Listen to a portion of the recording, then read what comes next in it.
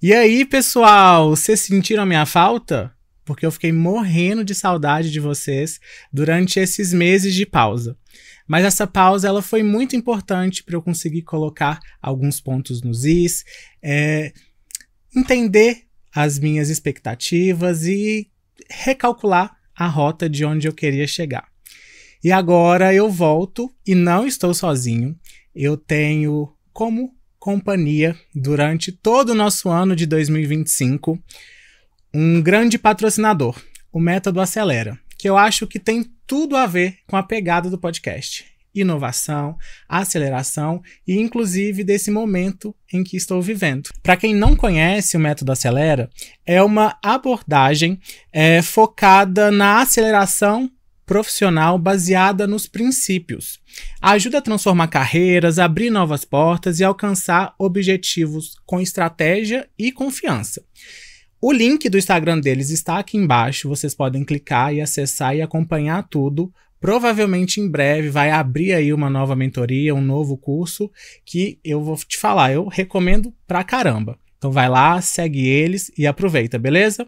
Bom, e hoje, para inaugurar o nosso retorno, eu tenho uma convidada que vai trazer uma pauta que eu já queria falar há muito tempo. Ela é uma inspiração, alguém que tem transformado a vida de centenas de mulheres com conhecimento, acolhimento e empoderamento. Ela é sexóloga educacional, terapeuta sexual e arrisco a dizer que é influenciadora digital. Hoje, ela já impactou mais de 5.000 mulheres com o seu trabalho, ajudando a desmistificar tabus e trazer mais segurança e bem-estar na vida de tantas pessoas. Com muito carinho e prazer, seja muito bem-vinda, Estaela. Obrigada, é um prazer imenso estar aqui falando com vocês. Realmente um assunto delicado, mas preciso, né? E falar de sexualidade para mim é vida. Eu me descobri nessa profissão, fui estudar, fui pesquisar. E assim, só que eu estou estudando mesmo sobre sexualidade, para além, né, da loja que já tem mais tempo, já são pouco mais de 5 anos. Como que funciona o seu trabalho de modo geral, Estaela? Ótima pergunta. Então, eu tenho as lojas, né? Então, muitas pessoas me conhecem aí por conta das lojas. Muitas pessoas ainda não conhecem esse trabalho que eu faço como terapeuta. Uhum. Hoje eu trabalho como terapeuta de forma online, somente online, eu ainda não tenho presencial. Atendo tanto mulheres, que é meu maior público, mas também já abri oportunidades para atender alguns homens. Por que é para homens? Ou para alguns homens? Porque inicialmente toda a minha comunicação era voltada para o público feminino. Uhum. Mas com a demanda, com a busca, eu me adaptei e hoje eu atendo também homens. Me conta aqui, para quem não conhece, para quem não sabe o que significa terapia sexual. Eu falo sobre o que? Eu te procurei. Estaela, eu tô com muita dificuldade nessa área da minha vida. Isso. É tipo, eu tô com dúvidas do meu prazer, do que eu gosto, é o quê? Isso. Então, sempre inicia com uma queixa principal, né? Então, a pessoa chega até a mim com uma queixa, aquilo que está mais afligindo, criando maior dor nela. Exemplo, eu não sinto prazer na hora H.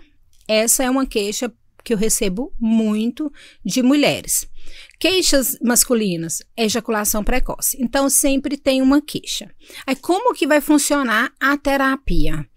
Eu vou mapear toda aquela pessoa, a vida dela, para entender onde foi que iniciou aquela queixa, né? Aquela questão, aquele problema dela. E a partir de entender a raiz do problema, a gente vem trabalhando dentro da solução. E eu vou te falar, é lindo, é encantador, porque não tem nada melhor do que você pegar, por exemplo, um homem que tem muito essa queixa e receber depoimentos depois, falando que está conseguindo, que está ficando mais tempo, que não está acontecendo mais. Da mesma forma é a mulher. Isso é muito importante, né? Porque é uma parte da nossa vida que ajuda em várias outras, né? É saúde, ajuda no estresse, ajuda em muita coisa, né? Então a gente precisa estar bem alinhadinho com isso tudo. O que te motivou a se tornar terapeuta sexual? Pois é, eu arrisco falar que é uma parte da nossa vida que comanda praticamente todas as outras. Porque é a partir do sexo que nós ganhamos vida. Né? A partir do amor, do ato que nós ganhamos vida. Então, eu arrisco falar que ela coordena tudo. O que me motivou? Quando eu abri a loja de lingerie e sex shop, eu não tinha muito intimidade com esse universo do sex shop. Mas eu fui incentivada por uma pessoa que já trabalhava nessa área a colocar um gelzinho ou outro. E ali já começou os questionamentos, principalmente de mulheres. Nossa, eu não sinto prazer. O sexo para mim é ruim. Mas eu não tenho libido. Mas o meu parceiro isso. Então, quando eu comecei a receber essas questões, e assim, até então, eu achava também, falei, gente, mas que universo é esse? Que pra mim não era um problema. Então, eu tô assim, tem alguma coisa de errado aí. Eu fui estudar, eu fui pesquisar, e inicialmente eu comecei dando cursos de pompoarismo, cursos de massagem sensual, e uma coisa que me intrigava muito era as pessoas irem até a mim aprender e ter dificuldade de colocar em prática. Aí eu fui estudar. Mas por vergonha? Exatamente, é isso. Eu fui estudar e fui entender se era vergonha, se era bloqueio, se era um trauma. Aí cada pessoa me traz uma questão, sabe? Então, dentro desses estudos, eu não consegui realmente resolver muitas demandas somente com a terapia sexual. Eu fiz a terapia sexual e somente com as ferramentas eu não consegui. Eu fui estudar outras linhas, como, por exemplo, programação neurolinguística, para entender realmente o comportamento humano. E eu acho que essas queixas aí vai muito além dos problemas internos que cada um tem, pode ser vergonha ou dificuldade de aplicar aquilo ali, mas também porque é muito difícil a gente falar de sexualidade no Brasil. Falta de conhecimento. Por que é tão difícil a gente ter essa pauta, esse assunto aqui no Brasil? Na verdade, assim, se eu te falar que é só no Brasil, eu tô mentindo. O Brasil, ele ainda fala alguma coisa de maneira mais, ao meu ponto de vista, assertiva. Vamos pegar aí, por exemplo, a Bélgica, Nova Zelândia, são países que colocam a sexualidade de maneira compulsória, né? Já tem outros países, tipo a China, que é totalmente tolhido, você não pode falar nada. E já tem outros que já falam de maneira muito liberal. O Brasil, ele fica entre lá e cá. Ele vai e vem, então ele fala e ao mesmo tempo não fala, sabe? Então, quando ensinam, por exemplo, nas escolas sobre educação sexual, que por mais que as pessoas acham que não, mas é sobre educação sexual, eles ensinam sobre reprodução, gravidez, mas a sexualidade em si, ela vai muito além do ato. Se você pegar a definição de sexualidade segundo a Organização Mundial da Saúde, tá lá, sexualidade não é sinônimo de coito, né? Ela é como você se sente, como você se expressa, como você se comporta. Então, nós estamos falando de quê? De emoções. Exatamente. Então, se a gente começar a falar da sexualidade voltado para emoção, voltado para como que eu quero me relacionar, você vai ter mais facilidade de falar.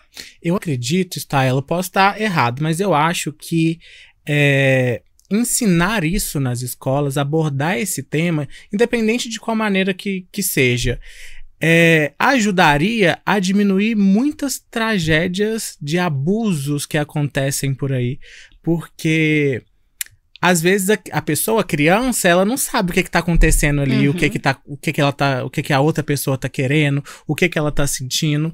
E a educação sexual não é ensinar você a fazer o ato, né? É ensinar o que está acontecendo. Na verdade, existem estudos que mostram que a única ferramenta que tem para evitar o abuso é a educação sexual. Olha que interessante. Então, é tão necessário, até por questão de proteção, essa pauta. Mas isso ainda é um caminho muito longo, porque quando você fala sobre educação sexual nas escolas, o primeiro entendimento vai ensinar a fazer sexo, e não é. Não é. E a educação sexual, ela não tem que começar aos 10 anos, como, por exemplo, essa pauta que eles trazem, esse conteúdo que eles trazem sobre reprodução, gravidez, eles já trazem nessa idade, 10 anos. Só que a criança já passou por toda uma vida se educando, de alguma maneira. Uhum. Por que eu falo se educando? Porque, de alguma maneira, a sexualidade vai se desenvolvendo. Ela desenvolve lá no útero. Uhum. E ali ela vai. Se ela não tem um direcionamento, se ela não é intencional, ela simplesmente vai para onde tiver que ir. Uhum. E se você não educa, a vida educa. Então, a criança, se ela em casa não tem liberdade para perguntar para os pais o que é sexo, por exemplo, ela vai pesquisar isso na internet. Então, já tem pesquisas que mostram que a criança vai ter acesso a uma pornografia, por exemplo, com 4 ou 5 anos, que é um prejuízo muito grande, né, para a formação. Como eu falei, sexualidade são nossas emoções, é como que vamos lidar com a vida. Então, quando você deixa isso solto, ele vem de qualquer jeito. Eu brinco que assim, é como deixar a vida me levar. Por que você acha que tem muita gente aqui que não acredita na educação sexual, que a educação sexual na escola não ia ser algo bom para as crianças? Interessante isso, que e essas pessoas são pessoas, claro que é em termos geral, né? Uhum. Mas são pessoas dotadas de conhecimentos, né? Muitas vezes são pessoas graduadas, muitas vezes são pessoas grandes, empresários, a própria escola. A escola em si, ela concorda e acredita que é necessário, porque elas estão vivendo ali, elas sabem disso. Uhum. Porém, elas ainda não sabem como que colocar isso em pauta, sabe? E a maioria das pessoas que barra aí são pessoas muitas vezes com conhecimento, mas que nessa área ainda não tem esse conhecimento. E eu falo que não basta você só ter um título, sabe? Você precisa ter conhecimento dentro dessa área, como que de fato funciona. Então, qual que é a nossa primeira porta de entrada quando se fala de sexualidade? É o psicólogo, é assistente social, é o médico? Não, nem sempre, porque é quem estuda a sexualidade, é quem estuda. É muito amplo, é muito delicado, sabe? E se você deixar na mão de uma pessoa só porque ela é, por exemplo, um psicólogo, mas ela não tem entendimento da educação sexual, não tem entendimento da sexualidade, ou se tem um entendimento muito vago, ela não vai conseguir conduzir. E é necessário. Vamos parar para pensar assim, se você quer hoje um bom profissional, você entra com a educação desde cedo. Uhum. Então, se nós queremos bons homens, boas mulheres, a gente tem que entrar com essa educação desde sempre. Sabe? Não dá para esperar desenvolver 10 anos, 11 anos, 20 anos para falar de educação sexual. Concordo plenamente. Então, já que a gente está falando desse assunto de educação sexual, bora descomplicar a sexualidade. Eu recebi algumas dúvidas de alguns amigos, conhecidos, amigos de amigos. E vamos tirar essas dúvidas, derrubar esses tabus e aprender juntos, tá? Bom, primeira pergunta. Tenho vício em pornografia e eu percebo que isso impacta as minhas relações sexuais. Como que eu faço para desviciar da pornografia? Bom, se a pessoa já identificou que ela tem um vício, é porque já é um problema, então buscar ajuda. E uma coisa que eu sempre gosto de falar, né, é a diferença de ajuda e apoio. Muitas vezes, dentro do relacionamento, ele vira, aliás, nem sei se foi ele ou ela, mas vira e fala pra parceria, eu vou te ajudar. Não, a parceria apoia. Ela incentiva a buscar a ajuda. Quem ajuda é sempre um profissional. Então, se tem um vício, é preciso buscar ajuda para ficar livre aí desse vício. e causa, assim, muito impacto na vida a dois. Primeiro, a partir do momento que é um vício, ele vai buscar aquilo na hora e não vem. Não vem, porque não é... A pornografia, ela é uma ficção. Entendeu? Ela é uma ficção. E uma coisa assim que eu acho tão interessante, principalmente no universo masculino, é que eles assistem a pornografia, chegam em casa, quer que aquilo seja remetido, quer que aquilo aconteça com a esposa deles. Porém, vamos pegar aí outro paralelo. A mulher vai lá e assiste uma novela com um cavalheiro, com um homem todo educado, maravilhoso. E isso aí eles não querem copiar, né? Isso eles não querem copiar, mas querem que a parceira copia a mulher lá. Então o que a gente tem que entender é o seguinte, pornografia, ela é uma ficção.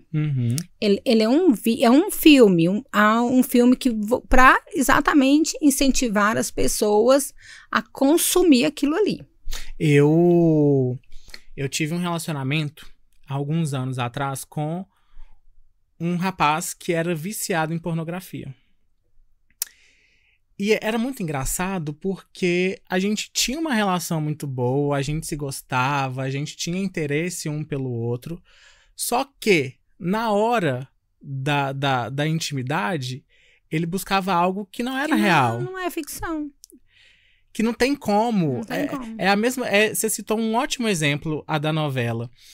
A atriz X tá fazendo 1000 peripécias ali na novela, mas porque é a personagem dela, ela precisa fazer aquilo, é o trabalho dela, é uma coisa editada. Exatamente. E na pornografia é a mesma coisa. Aí quando chega na realidade, bate de cara e brocha, né? E brocha. Nós temos aí, por exemplo, uma condição física que é o escorte, né? Que ele é muito... Escorte é o quê? É um jato.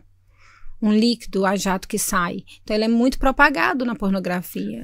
Acontece de ter mulher que consegue fazer isso? Sim, mas eu vou te falar a verdade, 1%. E uma vez eu fui falar isso e a menina falou, mas é porque eu posso tentar, eu posso aprender, eu posso isso. Não, gente, nem tudo é técnica. Tem coisas que faz parte da nossa fisiologia. Entende? Então, assim, aí o homem vê aquilo, acha aquilo maravilhoso. E aí, geralmente, homem de maneira geral, mas mais o homem hétero, ele tem a masculinidade muito frágil. Aí, às vezes, deve bater na cabeça dele, não fui capaz. Exatamente. Não fui homem de verdade. Exatamente. Você falou algo fundamental. É muito engraçado isso, mas é a mais pura verdade. Talvez seja porque o homem afetivo, ele teve que se desenvolver essa emoção desde sempre, né? Ele teve que buscar recurso para ser uma pessoa mais forte psicologicamente, mas o homem hétero realmente ele é bem mais fragilizado psicologicamente falando. E olha só o que é engraçado vendo aqui as perguntas. Ao mesmo tempo que tem pessoas que não têm problema nenhum em explorar o seu próprio prazer, tem gente que tem muita vergonha, muita dificuldade de poder explorar isso. E quando a gente fala que a pornografia ela prejudica, né, relações e tudo mais, prejudica. Mas é necessário, né? Não a pornografia em si, mas você se dá o seu próprio prazer. E aí eu recebi uma pergunta aqui. Eu queria saber como que eu posso fazer para deixar de ter vergonha de explorar o meu próprio prazer. Ai, que ótima pergunta. Então, primeira coisa que a pessoa precisa entender é o que causa vergonha nela. Porque às vezes não é nem o explorar o prazer. Às vezes é a insegurança com o corpo, às vezes é a insegurança ali com a parceria. Então, às vezes é algo que estava lá na sua infância. Lembra que eu te falei que às vezes para resolver só as ferramentas de terapia, não de terapia sexual poderia não me ajudar, que eu busquei outras coisas? Porque às vezes uma coisa que está lá enraizado na sua infância, e aí você projeta na vida adulta. Exemplo, uma mãe que a vida toda toliu a sua filha de tocar na sua parte íntima. Isso faz muito parte da educação sexual infantil. A criança tocou a mãozinha lá e a mãe chegou ali, já brigou, escandalizou. Aí depois no outro dia ela vai lá e toca de novo. Aí, como diz, o auê é maior ainda e aquilo ela vai se inibindo, acreditando que é um problema ela passar a mão. Entende? Na fase adulta, quando ela vai para essa exploração, isso vem. inconscientemente vem.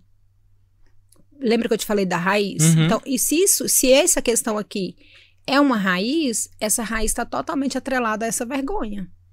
Nossa, e é muito nó pra desatar, né? É muito nó para desatar. Aí você tem que ir lá na raiz para chegar nessa solução. Então, a vergonha, a gente precisa entender de onde que ela vem e vergonha do que exatamente, sabe? Mas é lindo o desenvolvimento na terapia sexual. É lindo. Pelo que a gente tá conversando aqui, eu acredito que são os mesmos caminhos que a gente usa numa terapia, entre muitas aspas, numa terapia normal, tá? Que é lindo também, é um processo doloroso, mas o autoconhecimento ele é lindo. E no sexual deve ser a mesma coisa, né? No sexual tem uma vantagem com relação à terapia convencional. Por quê? A gente trabalha muito pontualmente e então tem um início, meio e um fim. Já na terapia, eu faço terapia já tem muitos anos e faço, sabe? Já a terapia convencional, com a psicóloga ali, com questões da sua vida, eu acredito que é pra vida. Pra vida. Então, é muito comum depois de eu terminar um processo com a pessoa e falar, olha, agora você vai buscar a psicóloga para continuar seu tratamento, porque comigo ele tem um início, meio e fim. Entendi. Eu consigo solucionar ali a questão, a queixa que a pessoa me trouxe, mas muitas vezes ela tá com um nível de ansiedade, de emocional muito abalado, muito outros tipos de traumas, e ela precisa continuar. Entende? Entendi. Existe casos, já houve casos aí que você chegou no fim com um paciente, só que depois de um tempo ele precisou retornar por conta de outro motivo? Existe. Isso é muito comum. E assim como existe pessoas que me trazem aquela demanda e no decorrer do atendimento eu percebo que a demanda é outra. E ao perceber, eu mostro para a pessoa e ela vai perceber que a demanda é outra. Então, existe essa questão e existe a questão de vir com outra demanda. A questão da sexualidade, ela pode desenvolver ao longo da vida.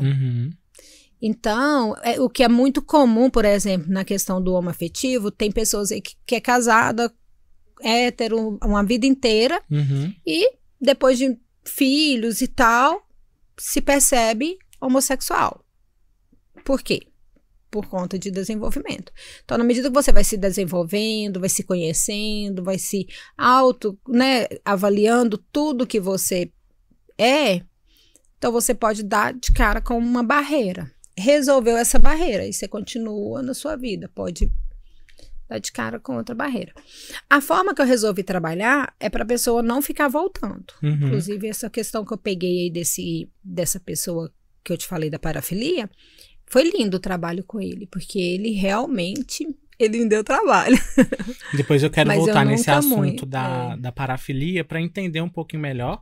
Isso a gente conversou no off, tá, gente? Mas daqui a pouco eu vou retomar esse assunto. Tem uma pergunta muito interessante. Como que eu posso fazer uso de brinquedinho dentro do meu relacionamento sem parecer uma concorrência com meu marido? Perfeita essa pergunta, perfeita. Primeira coisa é realmente você conversar com seu marido, entendeu? Existe a questão da gente querer impor algo dentro da relação sexual. Isso não existe, nem da mulher para com homem, nem do homem para com mulher e vice-versa. E também nem em casais héteros. Então, primeiro ponto, conversa. Segundo ponto, alinha que tipo de brinquedinho. Olha que lindo. O mercado hoje tem brinquedos de várias formas, com vários formatos. Várias cores. Várias cores, várias intensidades. E alinha com ele ali, busca no site, principalmente ali na Feminine, um que ele acredita que não vai causar tanto impacto no relacionamento. O que o homem entende muito de como concorrência, mais aí o homem hétero, é os brinquedos com formatos realísticos. Mas hoje a gente tem vários outros no mercado, menores, maiores, enfim. O melhor é conversar e juntos tomar essa decisão. A melhor coisa, né? Na verdade, é o Em diálogo. tudo, é o diálogo. Bom, tenho um relacionamento há pouco mais de 6 meses e eu percebo que há diferenças de desejo entre eu e o meu parceiro. Como que eu faço para parar isso? Eu fiquei meio perdida. Está num relacionamento há 6 meses. Isso. Estou num relacionamento há pouco mais de 6 meses. E eu percebo que tem diferenças de desejo entre eu e o meu companheiro. Eu é mulher e o companheiro... Eu acredito que deve ser homem. É homem. Deve ser um casal gay. Entendi. Então, primeiro, porque se fosse homem, hétero, seria outra resposta. Mas a primeira coisa que a gente precisa entender é o seguinte, que cada ser humano é cada ser humano. Uhum. E não é porque é hétero ou é homossexual que os dois têm o mesmo órgão, que eu brinco é assim, eles são porque têm o mesmo órgão. As outras coisas são diferentes. Uhum. O sentimento é diferente, a forma de reagir é diferente, a forma de andar, de vestir, tudo é diferente. Então não tem por que o prazer ser igual. Isso acaba confundindo quando você está numa relação homoafetivo, porque pensa assim, não, é do mesmo sexo. Eu gosto, por exemplo, de sexo oral bastante, ele também gosta, entendeu? E vice-versa, ou ela também, quando é no caso de lésbica. Uhum. Mas a gente tem que entender que, apesar de terem o mesmo órgão, não significa que são iguais. Então, no prazer, ele também não tem que ser igual. Uhum. Entende? Ele pode ter uma intensidade maior ou menor, ou gostar mais de determinada posição ou prática e tá tudo bem. Maravilha. Bom, foram essas perguntas que nós boa recebemos. Se você ainda tem alguma dúvida, se você gostou desse quadro e se esse nosso episódio aí for do agrado do pessoal, né, Estaela? Lógico. A gente pode voltar de novo, trazer a Estaela aqui para responder mais perguntas de vocês e aprofundar mais sobre esse tema. Bora de mito ou verdade? Bora de mito ou verdade. Bom, eu quero fazer algumas perguntas para você e você vai me dizer se é mito ou verdade. E, claro, né, explicar um pouquinho pra gente. Mito ou verdade? O excesso de masturbação gera ejaculação precoce? Verdade. Me conta aqui uma coisa. Conto.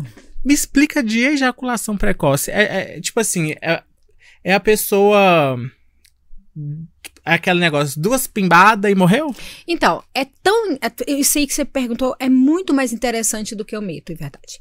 Então, primeiro respondendo, é verdade, a masturbação pode sim causar ejaculação precoce, mas lembrando que nunca vem associado, que nunca é só uma coisa que pode causar, tá? Vem outras coisas associadas, como, por exemplo, a intensidade. Sabe? Como assim, intensidade? Se a pessoa vai com muita intensidade. Muita força. Sabe? Aí pode. Mas também tem como resolver, viu? A sua outra questão. A questão da ejaculação precoce, ela é tão interessante, mas tão interessante, porque olha só, tem 2 tipos de olhar. Tem um olhar para quem realmente está tendo, né? Que é no caso o homem, e se realmente está tendo. E tem ali a questão do olhar da mulher. Isso eu estou falando em casais hétero. E por que eu estou falando em casais héteros? Porque essa foi uma das coisas que me fez estudar. Eu atendia muitas mulheres no balcão da loja que chegavam para mim e falavam assim, meu marido vai muito rápido. Então, quando você vai para essa questão, a gente tem que entender que a mulher, ela tem um tempo dela de chegar e o homem tem o tempo dele. E que são diferentes. A mulher, ela demora mais e o homem vai mais rápido. Comparando aí nessa situação, não é uma ejaculação precoce, são tempos diferentes. O que é considerado ejaculação precoce? Uma das coisas, né, que é muito amplo, é quando realmente entrou, já foi, já ejaculou. Isso é uma questão. E a outra questão também que é considerado é quando a própria pessoa, né, o homem, não está satisfeito com o seu tempo. Entendi. Entendeu? Então, assim... Ele auto se julga como ejaculação precoce. Então, a gente tem que saber diferenciar se realmente tem. Tanto é que eu já atendi homens que não tinham ejaculação precoce. Era muito uma questão da mulher ali falando, você vai muito rápido, você vai muito... Ele começou a internalizar. E quando a gente começa, que aí você pede... porque a gente dá exercício, olha, vai pra casa, faça isso, observa o tempo, enfim. Quando você põe ele dentro das ferramentas que volta, você vê que ele não tem. Era mais uma questão psicológica. Então, existe a ejaculação precoce, sim, que é aquela que você colocou, pá, pum, já foi. E aquela que a pessoa está totalmente insatisfeita com o seu tempo. E nesse papum, colocou papum, a pessoa sentiu prazer normal? Então, existe a diferença do prazer e da ejaculação. São coisas diferentes, né? O prazer, ela é uma sensação no seu corpo inteiro. Ela não tá totalmente... Isso aí é popularmente conhecido. Não significa que porque você ejaculou, você sentiu prazer. Entendeu? Então, assim, o prazer mesmo, o orgasmo, ele é sensação. Ele não é algo palpável. A ejaculação já é o líquido que já ejacula. Entendi. Então, eu acho, nem eu acho, não, eu acredito que a pessoa que entrou, ela não desfrutou do momento. E se ela não desfrutou, ela não consegue chegar ao prazer, independente de ter ejaculação ou não. Entendi.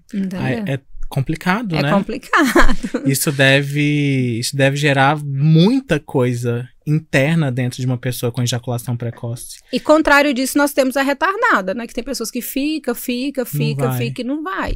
E também é um problema, tem atividade para resolver isso. Tem, mas olha só que interessante. Se a pessoa não ejaculou, mas sentiu todas as sensações do prazer, do orgasmo, é uma satisfação. Assim como eu já atendi homens que não conseguia, quando você mostra pra ele a diferença, ele vai pra casa feliz da vida.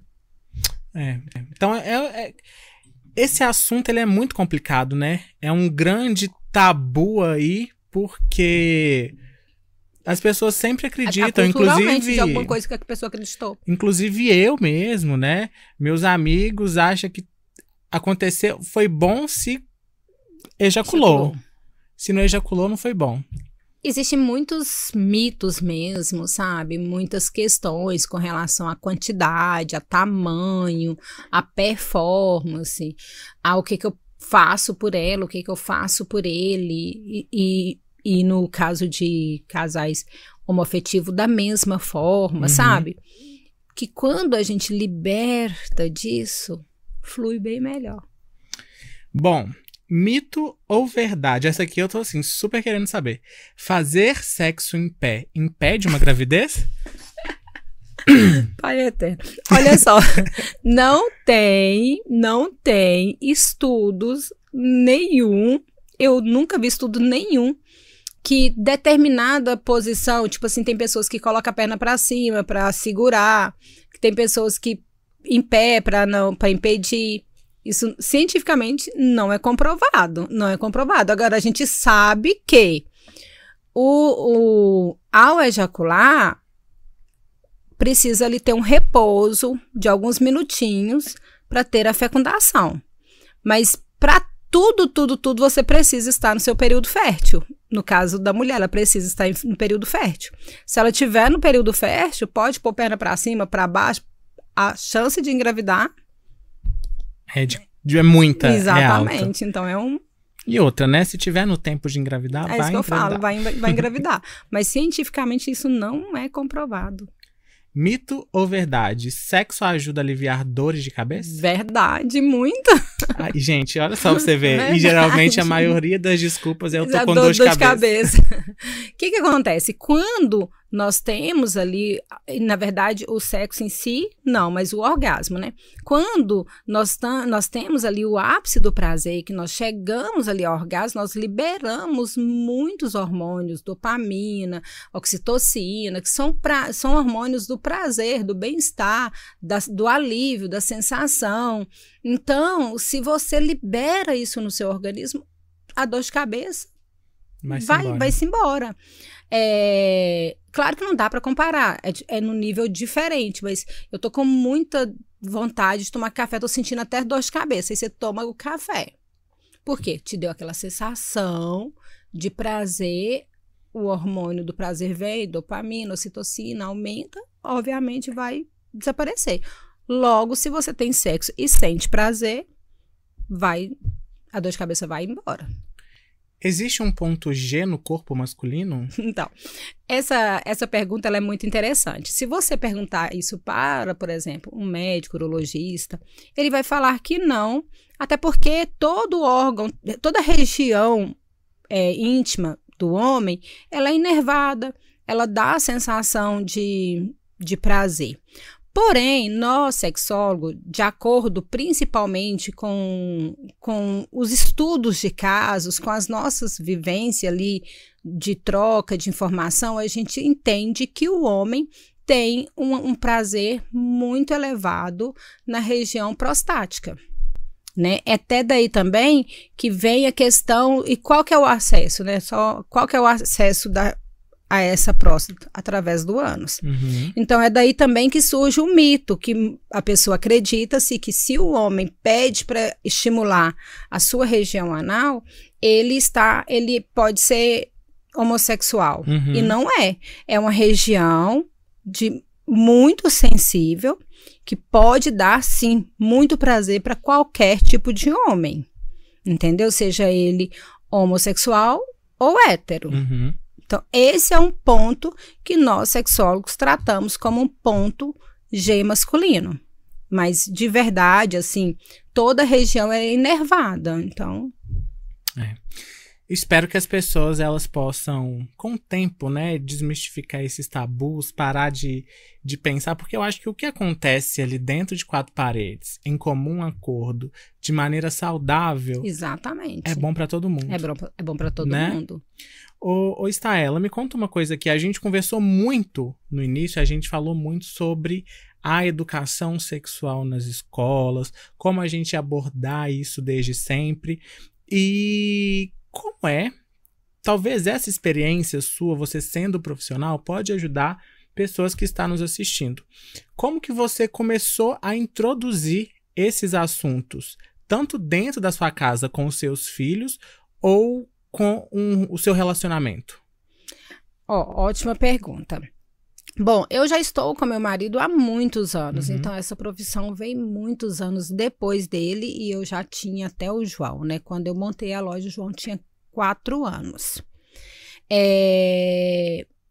Logo, se tinha muitos anos que eu estava com ele, a gente já tinha uma intimidade, uma cumplicidade, uma lealdade um com o outro de muitos anos, né? Não foi difícil, mas a profissão me ajudou muito e facilitou muito para aumentar isso, porque antes eu também não tinha conhecimento, sabe? Então ela me ajudou a aprofundar e aumentar essa conexão, essa intimidade.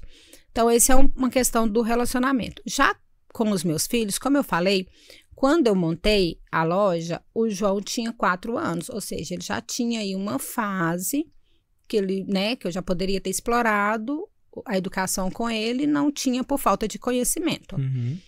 E quando eu fui estudar sexualidade mesmo, já tinha tempo que eu tinha loja, que antes era só ali no balcão, só muito voltado também para essa questão de que sexualidade é sexo. Então eu fiquei muitos anos trabalhando e tendo esse mesmo entendimento que todo mundo tem, né? Que sexo e sexualidade é a mesma coisa. Quando eu fui buscar ajuda, aí ele já tinha mais idade. Então, fui introduzindo já naquela idade, porém, né? Trazendo um pouco do que eu deveria ter ensinado lá atrás. Conseguiu ficar claro? Sim. Já o Kaique já veio, ele tem 10 anos, ele já veio com esses estudos. Eu lembro que o primeiro curso que eu fiz de sexualidade dentro da área foi capacidade em saúde e educação sexual. Foi o meu primeiro curso, capacidade em saúde e educação sexual. O Kaique, nessa época, ele tinha 6 meses. Então, ele era muito novinho. Então, com ele, eu já vim introduzindo desde sempre sobre a questão do toque, já me ajudou muito na questão da sucção. Por que que a criança gosta tanto de sugar? Por que que é tão necessário a questão do bico ou de qualquer outra sucção?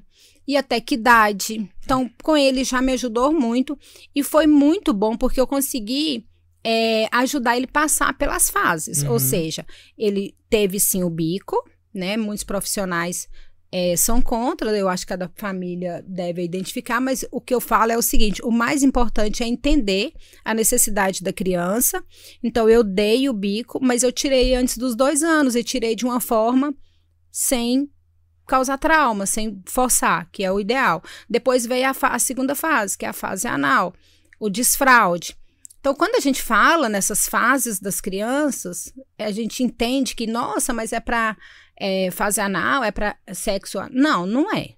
É para o desenvolvimento do ser humano e, assim, ele ter uma saúde emocional e sexual saudável para todos sempre.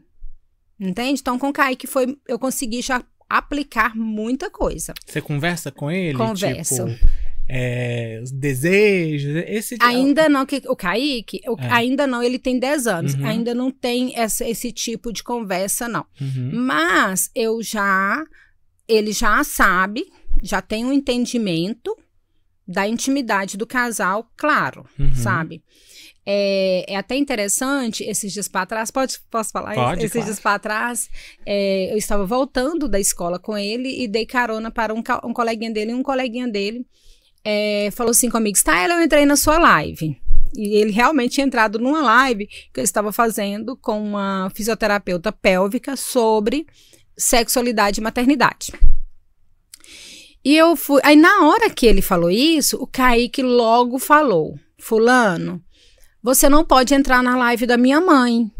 A minha mãe, ela é sexóloga. Se você tivesse educação sexual na sua casa desde sempre, você até poderia entrar na live da minha mãe, porque você já tem idade para entender muita Uhum. coisa.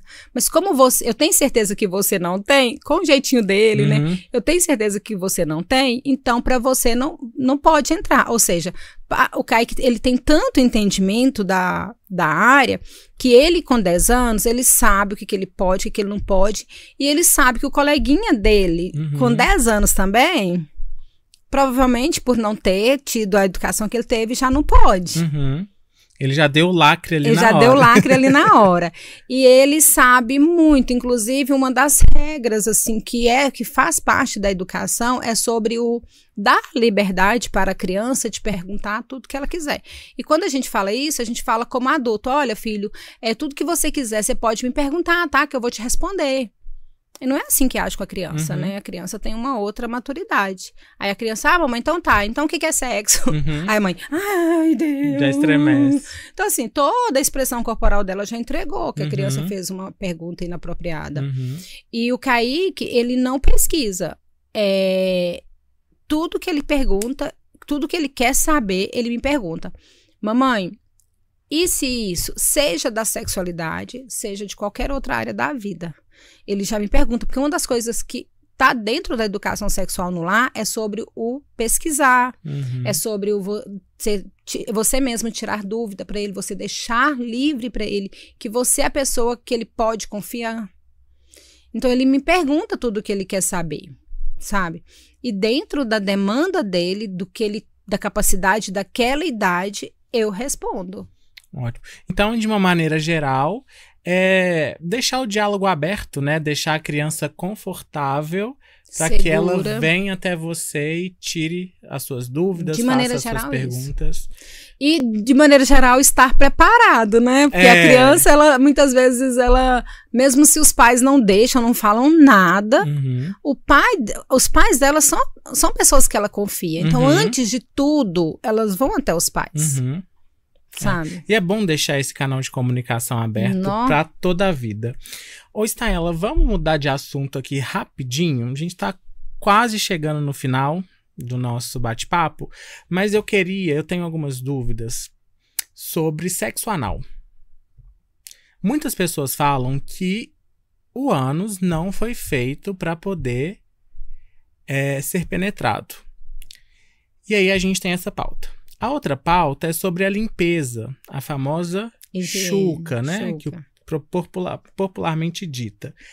Que isso causa danos com o tempo, ali no intestino e tudo mais. E aí? O que fazer, né? O que fazer, o que é? Então, vamos por parte. O sexo anal, de fato, se você pega essa prática e faça dela algo dia a dia na sua vida, de qualquer jeito, sem nenhum tipo de preparação, sem nenhum tipo de conhecimento, pode sim causar algum tipo de dano, né? E de verdade, eu sempre falo o seguinte, é preciso, já que você tem a prática, procurar com muita frequência o especialista, né? Estar sempre no urologista, seja o homem que faça o sexo anal, ou a mulher, que faça não, desculpa, que receba o sexo anal, ou a mulher que receba, ela tem que procurar sempre estar cuidando disso. Por exemplo, a gente não tem o hábito, eu vou falar como mulher, de ir ao ginecologista e tal, então se você é uma pessoa praticante mesmo de sexo anal, você tem que buscar também com mais frequência cuidar disso. Então, esse é um ponto. Se faz mal, fazendo da forma correta, não faz mal, tá? Não faz mal. Até porque a entrada, a passagem, o movimento que você vai fazer é quando sai. Então, tá todos os dias saindo fezes, todos os dias saindo fezes. Então, se você consegue fazer esse mesmo movimento para ser penetrada, tá tudo certo. Tá? Não faz mal ao ponto de eu vou como que eu posso dizer, estourar meu intestino, algo assim, não, agora claro, coloca alguma coisa pontiaguda, o esfíncter ele suga para dentro, aí isso vai estourar seu intestino. O que eu falo? As pessoas vão para a prática sem saber. O que eu já vi, por muitas vezes, raio-x que a gente recebe, vai ali e coloca um vidro de desodorante. Aí o esfíncter suga para dentro, porque ele tem o hábito de fazer isso, né? Desceu toda a fezes, aí ele vai e suga o que não sai mais. Então, ele vai para o intestino. Aí, sim, é um grande problema. Então, a prática anal com órgão genital, tudo bem. Agora, se você for introduzir alguma coisa, aí você tem que pensar. Que já é a questão da chuca, a questão dos plugs, entendeu? E fazer a higiene com frequência prejudica? Não tem necessidade. Então, não tem necessidade. Prejudica porque ali nós temos bactérias do bem, vamos dizer assim, que é uma proteção para a região. A região, ela precisa dessa proteção, sabe?